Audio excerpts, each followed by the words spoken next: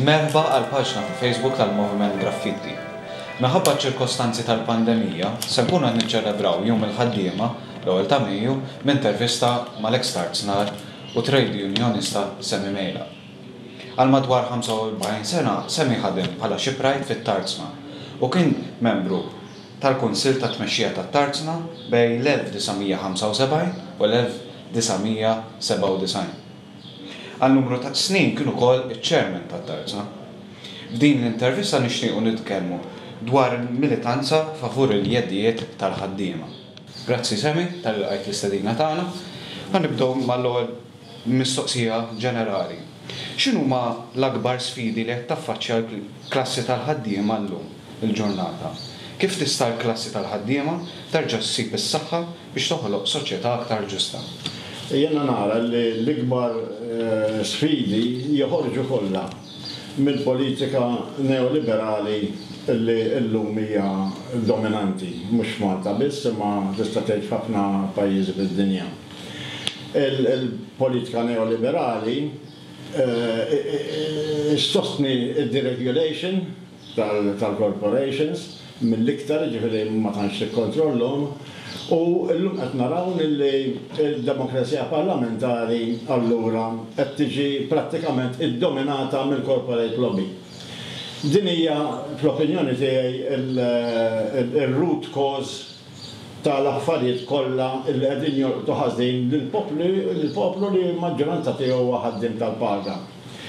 Fil-fatt, llum qed naraw li f'ħafna pajjiżi il-welfare state qed jiġi dismantled ftit u vice versa qed jinbena welfare state tal-corporations għax fejn ikun hemm bżonn sussidji u fejn ikun hemm bżonn deregulation u fejn ikun hemm bżonn liġijiet biex jistgħu jkeċċu l-ħaddiema kif iridu qed jiġri l-kontra. Qed jiġri wkoll illi fil-kamp industrijali u hawnhekk tal-li tolqot allura klassi tal-ħaddiema peress li d-demokrazija parlamentari hija prattikament iddominata mill-corporate lobby. Hija mixtrija. Skużi? Hija mixtrija fil-fatt mill. Tant għandhom saħħa li jiddominaw, jixtru ma jixtrux, l-għonet bil-flus il-corporations qegħdin jiffandjaw il-partiti. Dilu l-waħda, allura tista' timmaġina x-saħħa jkollhom. Mela, fil-kamp industrijali, speċjalment fil-kamp industrijali, qed naraw illi matul dal-aħħar snin f'Malta u fil-komplement tal-Ewropa f'ħafna pajjiżi oħra fid-dinja, it-trend hija illi dak li huma drittijiet tal-unions dejjem ġew tnaqsu fil-waqt illi d-drittijiet tal-employers fej industrial relations dejjem ġew aktar liberalizzati jgħidu l-huma li jagħtu aktar saħħa lill-employers. U dina fundamentalment hija l-ikbar sfida allura li fl-opinjoni tiegħi nara jiena llum issa. Niġi għat-tieni parti tal-mistoqsija. X'inhija il-risposta, x'għandha tkun ir-risposta? Ir-risposta għandha tkun illi il-klassi tal-ħaddiema tittingħaqad biex f'livell politiku l-ewwel nett tistabbilixxi sistema soċjalista fejn għandek is-socialist market jirrenja u mhux il-corporate lobby jirrenja. Socialist market ġifieri għandek ekonomija mista fejn il-gvern vera jikkontrolla l-operat tal-banek, tas-settur tal-enerġija u tal-oqsma vitali u il-privat ovvjament ikollu il-freedom kollu li jaħdem fejn vera jitfa' l-produzzjoni l-qudiem u mhux fejn jispekula għax id-deregulation tal-politika neoliberali tħalli u tinkoraġġixxi lill-privat, lill-corporations biex jispekulaw. Intom taħdmu ħafna fuq il-kas tal-ambjent pereżempju, tant hemm spekulazzjoni li hija encouraged fir-realtà mill-politika neoliberali, ir-root cause hija political. Imma il-ħaddiema kif jista' jkollhom ir-rwol dirett ħafna. Il-rwol dirett il-ħaddiema l-għonet hemm is-saħħa tal-vot, illum qed naraw illi dak li jgħidu center left, dak li huma suppost soċjalisti qed jiġu imwarba mill-ħaddiema U l-ewwel ħaġa li għandu jagħmel il-ħaddiem jara li f'livell politiku l-ewwel nett jerġa' jkollu partiti soċjalisti ta' vera. F'livell industrijali mbagħad ovvjament il-ħaddiem irid jorganizza iktar l-unions huma demokratiċi għamlu hekk. Jiġifieri fl-aħħar mill-aħħar il-ħaddiem jażel il-mexxejja u jista' jagħmel unions illi jappoġġjaw linji soċjalisti illi jerġgħu jagħtu drittijiet u għandu ħafna fuq xi ħares lura l-ħaddiem għax hekk wieħed jara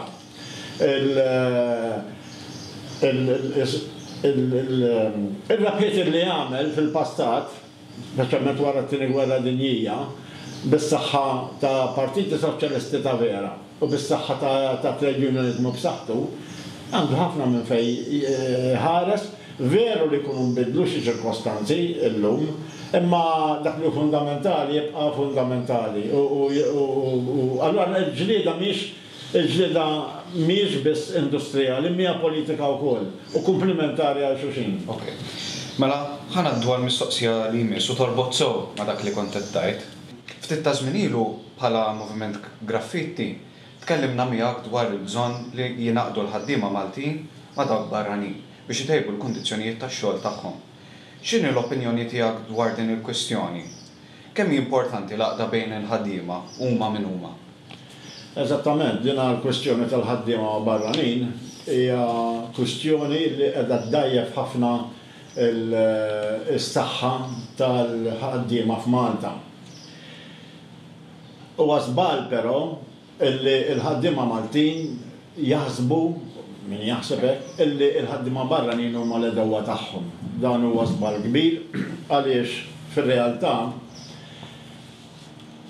ħafna mill-ħaddiema barranin qed jintużaw bħala cheap labor, ħanibdew minn hekk. Issa, ovvjament il-ħaddiema barranin mhux għax jixtiequ huma li jintużaw bħala cheap labor għax m'għandhomx għażla il-liġijiet u l-politika u l-istituzzjonijiet huma formati b'mod li jispiċċaw daw jintużaw bħala cheap labor u b'kundizzjoni ħsiena tax-xogħol. Allura il-ħaddiem Malti jrid jifhem illi l-għadu tiegħu mhuwiex il-ħaddiem barrani li qed jintuża bħala cheap labor, huwa l-employer li qed jisforza illi il-ħaddiem barrani jintuża bħala cheap labor u l-ħaddiem Malti jaqbillu illi jingħaqad flimkien u l-ħaddiem barrani jaqbillu li jingħaqad flimkien ma' ħaddiem Malti biex flimkien jiġġieldu għal dawk li huma drittijiet komuni tagħhom. Din hija l-uniku soluzzjoni li vera il-ħaddiema kollha li hawn f'Malta li huma Maltin jew barranin jistgħu jżidu s-saħħa tagħhom u jtejbu l-kondizzjonijiet tax-xogħol tagħhom. Ġifieri l-importanti huwa li kulħadd jifhem li l-għadu huwa l-employer li qed iħaddem iċ-cheap labor. Issa. U daw normalment ikunu setturi li mhumiex xogħol komdu, s-settur tal-kostruzzjoni. Ħafna drabi, manki li kieku kien, manki li kieku kien, il-cheap labor dejjem ħażin, ħaniftehmu sewwa. Issa, waħda mill-affarijiet li l-ħaddiem Malti u barrani irridu jġildu kontra tagħha flimkien għax tolqothom it-tnejn xorta hija kwestjoni ta' xogħol prekarju. U x-xogħol prekarju mhuwiex sempliċement pagi baxxi, ix-xogħol prekarju l-ewwel ma huwa illi il-kuntratt tax-xogħol ikun definit. Jiġifieri inti qed taħdem u kull 3 xhur iġeddidlek jew ma jġeddidlekx. U din hija djufija kbira. Ħafna drabi se żball illi meta wieħed jitkellem fuq xogħol prekarju jaħseb li qed jitkellem fuq pagi baxxa biss mhuwiex il-każ. Prekarju tfisser xi ħaġa ħataqgħu ma taqax. Jista' jkun laqas ikollok kuntratt. Jew bla kuntratt kontra l-oġġi li ħadmuhom b'kundizzjonijiet inqas milli tipprovdi l-liġi u dan kollu. Mela din hija l-ewwel waħda. Hemm mbagħad hemm il-kwistjoni tal-minimum wage. Da mhux ċara li kemm il-ħaddiem Malti u l-ħaddiem barrani jitnej jaqbillhom lill-minimum wage tola. Il-ħaddiema flimkien li jifhmu li huma il-producers li qed iżidu l-ġid kollu fil-pajjiż. U mhux meta l-gvern jgħid isma' żdidna l-GDP b'tant persentaġġ, ġieli Malta għamlet avvanzi fil-GDP iktar minn uħud mill-pajjiżi oħrajn Ewropej. B'dan kollu biex tola xi ħaġa żgħira l-minimum wage b'ħafna ġlied u ħafna. Għal dawn l-aħħar 10 snin prattikament modi ċej. Pratikament, issa ma li jridu jifhmu ħaddiem huwa. Il-GDP ma jżidux il-gvern, il-GDP ma jżidux l-employers, il-GDP qed iżiduh il-ħaddiema Maltin u l-ħaddiema barranin. Għax il-produzzjoni hija kollha soċjali. ħadd ma jagħmel xejn waħdu, l-ebda employer ma jagħmel xejn waħdu u l-ebda gvern ma jagħmel xejn waħdu. Il-GDP qed jiżdied minn dawk il-ħaddiema li qed imutu fil-industrija tal-construction u jweġġu u mill-ħaddiema l-oħra kollha. Allura toħroġ waħedha id-dritt illi l-produzzjoni hija kollha soċjali għandu jkun hemm paga illi l-inqas paga għandha tkun paga li tgħix tajjeb biha mhux issa ġejna illi għandna il-working poor kemm f'Malta u kemm f'pajjiżi oħra, il-working poor tfisser kontradizzjoni minnha nnifisha.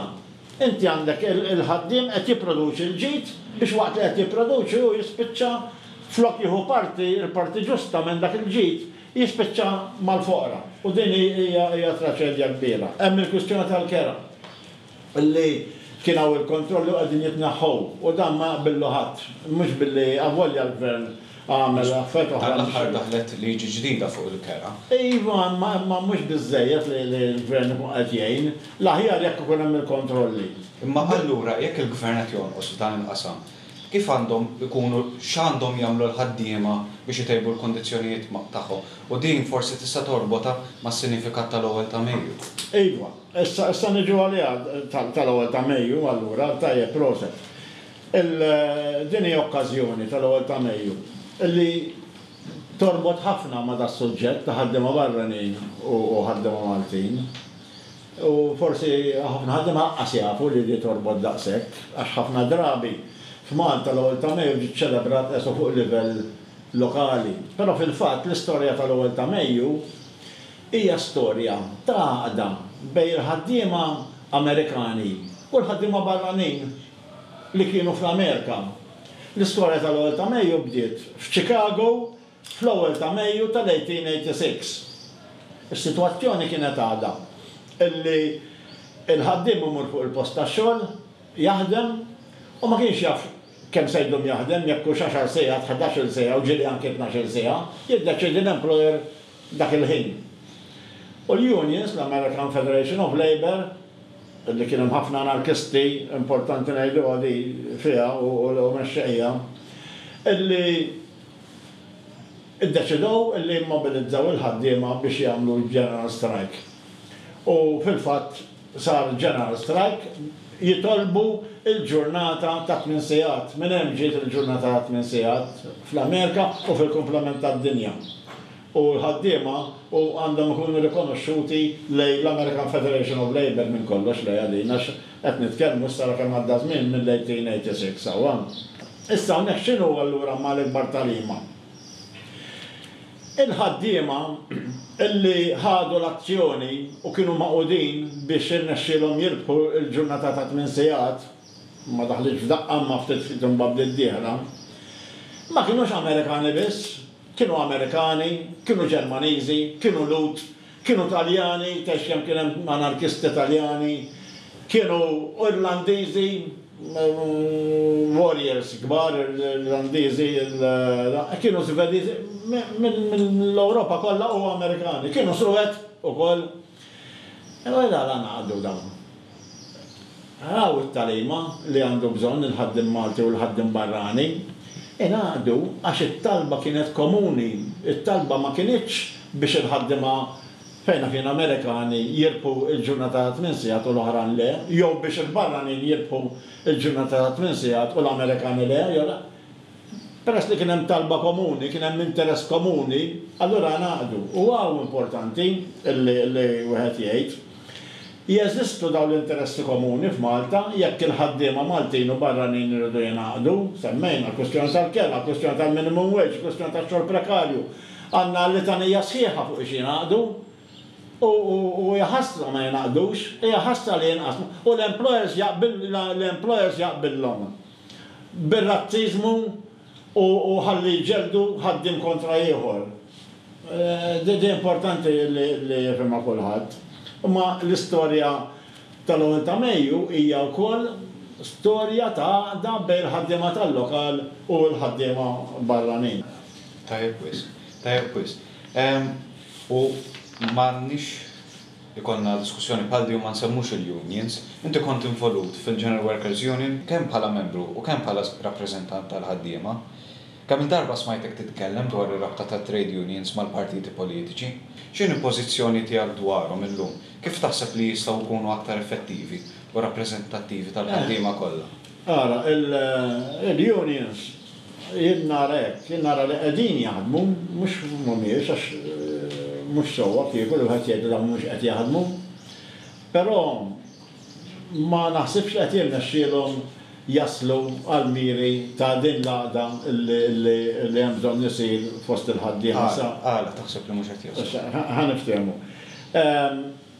Waħda mill-affarijiet li nemmen li għandha ssir hija li il-unions illum iktar minn qatt qabel iridu jiftehmu bejniethom. Illi għamlu Trade Union Congress, Council, sorry. Għaliex? Daw l-affarijiet li semmejna aħna liġijiet li qed jortu ħażin lill-ħaddiema fil-kamp industrijali, dan il-gvern u l-oppożizzjoni mhux miġġildin fuqhom tafx. Dan tnej jaqblu għandna sitwazzjoni fejn il-corporate lobby bis-saħħa tal-politika neoliberali qed tiddomina kollox, inkluż qed tiddomina l-liġijiet industrijali. Pereżempju, qed naraw id-dritt tal-istrajk tgħix kemm qiegħed jiddajjef kemm f'Malta u kemm fil-komplement tal-Ewropa. Imma allura x'għandek issa Malta? U kif jistgħu l-unions isaħħu l-għaqda tal-ħaddiema u Malta? Illum m'għandekx kunsill bejn il-gvern u l-oppożizzjoni, ma jeżistix uffiċjalment, imma fir-realtà għandhom istess politika neoliberali. Fin bil-banda l-oħra, il-unions għaw Malta qegħdin esew kulħadd tar-rasu. Mhux se ngħid li qatt ma jkun hemm xi kooperazzjoni, imma qegħdin għar-rashom għal kollox. Malta, naħseb l-uniku pajjiż fl-Ewropa fejn m'hemmx organizzazzjoni li tiġbor flimkien il-unions, speċjalment il-unions il-kbar, li mbagħad ikunu jistgħu jiġġieldu pon wieħed għal dawn l-affarijiet li qegħdin nitkellmu. Hija ħasra li għandek il-General Workers Union, għandek il-UHM, għandek il-Forum Unions Maltin. Vera jmorru fil-Kunsill Malti tal-Iżvilupp Ekonomiku, ma dik storja oħra. L-aħjar kieku kellu jkun hawn Trade Union Council jinġabru fl-imkien, kien hemm attentati fil-passat biex ibda ma għal xi raġuni ma jsirx. Jiena ma minix mitħlallum eżattament x'inhu jiġri, imma jekk ma jsirx dan minħabba raġunijiet ta' min se jmexxi u min se jkollu iktar saħħa, dan ħażina klassi tal-ħaddiem. L-importanti li jsir dan it-Trade Union Council u għax ikun jiltaqa' regola, issir strateġija waħda bejn unions il-kbar. Hekk ikun hemm bżonn jgħidu industrial action tingħajjat mill-unions kollha f'daqqa, għandek hekk mhux se jsir din ħażin ħafna. Id-dritt tal-istrajk kif semmejtlek jiena, llum rajna, id-dritt tal-istrajk huwa dritt legalment stabbilit kemm f'Malta u anke fl-Unjoni Ewropea u enshrined fid-drittijiet tal-ħaddiema. Il-European Trade Union Confederation edha sostni li id-dritt tal-istrajk dejjem jittiekel. Daqqa jagħmlu liġi li ma tistax tistrajkja f'peak hour għax ikun fil-peak tax-xogħol. Daqqa jagħmlu liġi li tibtagħti notice minn żmien qabel biex l-effettività tal-istrajk tiddajjef. L-istrajkijiet, id-dritt tal-istrajk ma waqax mis-sema. Jekk taraw l-istorja fl-Ewropa u fejn kien hemm l-Industrial Revolution għax minn hemm law nistgħu nitkellmu fuq l-istrajk. Ħafna ħaddiema marru l-ħabs biex daħal id-dritt tal-istrajk.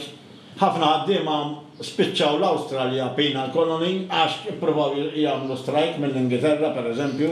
U dan trabaħ ħafna. L-istrajk sar legali bis-saħħa tal-istrajkijiet illegali. U sfortunatament f'dis sitwazzjoni qegħdin illum fl-Ewropa inkluż Malta, illi jekk naċċettaw il-ħaddiema daw ir-restrizzjonijiet legali illi ta' parsi l-strajk huwa enshrined. Il-karta. Imma mbagħad tant hemm restrizzjonijiet u l-għar hija din illi skont kemm hu effettiv allura nagħmluh illegali, dina fir-realtà tiġi li qiegħda iddajjef id-dritt tal-istrajk għal kollox. Fl-autobiografija tiegħek biċċiet minni tirrifletti fuq taqbida bejn il-klassi dominanti u l-ħaddiema.